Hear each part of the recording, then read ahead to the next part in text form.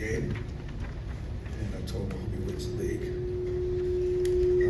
That's okay for Auburn coach to say, because he's got a game at the end of the year, like I guess Saturday against Alabama. You score 84 points on the road, playing for a championship. That ought to be enough to win. Our defense definitely let us down. And obviously Dalton was terrific, and he was really hard to stop on. He made a lot of tough shots, a lot of shots that were contested. Probably disappointed in two things. One, when he went downhill, I thought there were times when we could have offered more resistance, more help off the ball. We didn't. And then I thought Siegler getting downhill against us was a huge factor. Josiah Broom did everything he possibly could offensively, and we had some pretty good balance. Again, you score 84 points in here, you should be able to win. All right, questions? Raise your hand, please. Back there.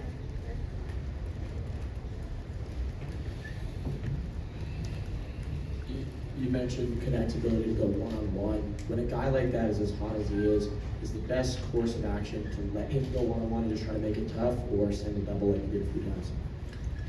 I mean, we sent a double a couple times. We got a turnover. We sent a double, and one time we passed out of it and they got a dunk. I think that felt like we had guys that could guard him, and when Tennessee wins, they typically win when everybody contributes, right? And tonight he sort of dispelled that.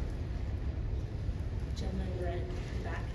Coach, if you had to pick now, would you say Dalton Knecht is SEC Player of the Year?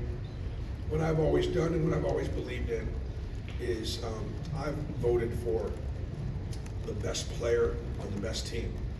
So if Dalton Knecht wins the league, Tennessee wins the league, he'll get my vote for sure. If Alabama won the league, I'm going to vote for Mark Sears.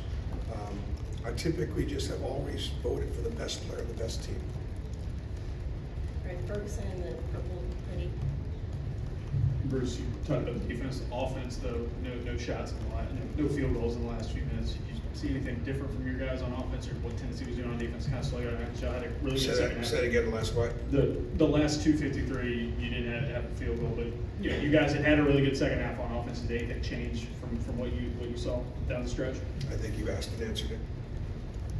I mean, I didn't think our last 2 minutes offense cost us the game. I mean, I'll go back and look at it. I think they fouled us a bunch, right? So we're shooting free throws. I mean, we might have taken one bad shot the last 2 minutes of the game. I think we got rid of those. Bruce, you've been saying this time of year, wanting guys to make shots away from home. They shoot better than 40% from three again in this game. I guess, what did you see from them shooting on the outside and really just overall score 84 on Tennessee? I mean, we made 9, right?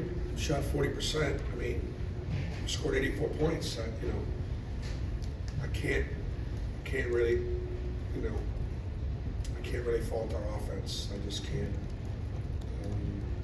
We did turn the ball over too much. We definitely turned it over too much. And, to have, 20 assists on 27 buckets, it's pretty good. It's pretty good basketball. What went well during that stretch where you guys go from down 9 to up 8 in like 7 minutes? What's working? Well, we got some stops. Dalton was at that point. Dalton hadn't just caught fire, and we were. They weren't turning us over, so we were getting really good looks. I kind of thought that was going to be the way the game would continue. I just liked the way we were playing, but I don't know what the score was, but I think his getting hot was about the time when we may have had our biggest lead, right? I think so. Again, hey, at the end of the day, what you gotta do is just tip your hat. Just tip your hat. All right, 2 more questions, gentlemen in the front. Bruce, you're obviously very familiar with the history of Tennessee basketball. What Dalton is doing, where does that kind of stand out to you over the course of this program? Well, with his size, and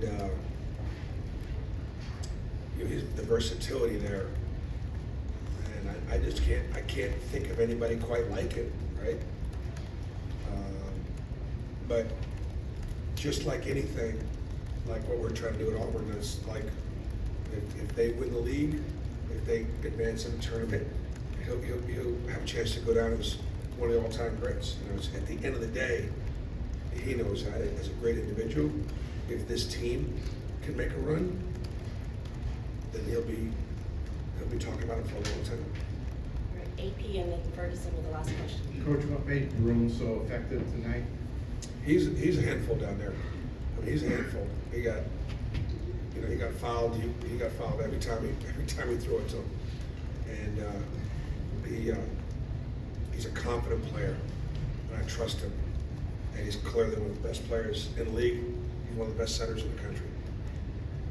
Bruce, Jalen was, you said a game time decision, you get 21 minutes from Yeah. tonight, no turnovers, great line for him. Just how important was it for him to have a game like this in that return? Yeah, we thought that, in other words, we were looking at 10 days to 2 weeks, right? So this was the 10-day window right here, or it was. So he practiced this week, and he looked pretty good, and he was ready to go. We didn't start him. My guess was I thought he played about 15 minutes, but we're playing for a championship, and he was playing well. Thank you. Thanks, Bruce.